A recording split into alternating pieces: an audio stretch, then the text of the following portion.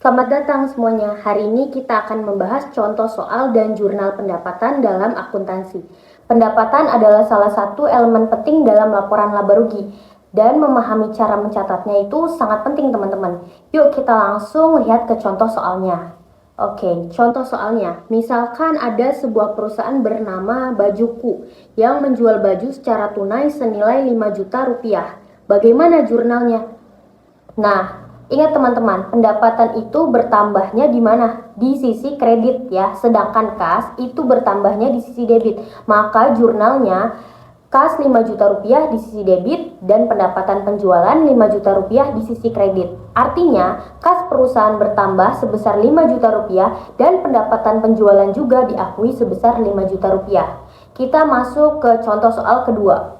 Perusahaan Bajuku juga menjual baju secara kredit senilai 3 juta rupiah. Bagaimana jurnalnya? Oke, karena penjualannya itu secara kredit, maka piutang usaha 3 juta rupiah di sisi debit dan pendapatan penjualan 3 juta rupiah di sisi kredit.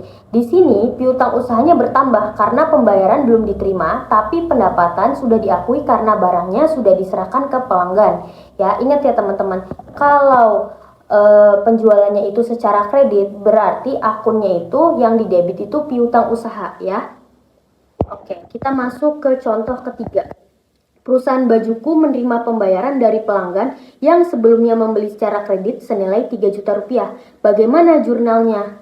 Nah, ternyata 3 juta rupiahnya ingin dibayar nih teman-teman. Berarti debitnya itu kas 3 juta rupiah di sisi debit dan piutang usaha 3 juta rupiah di sisi kredit.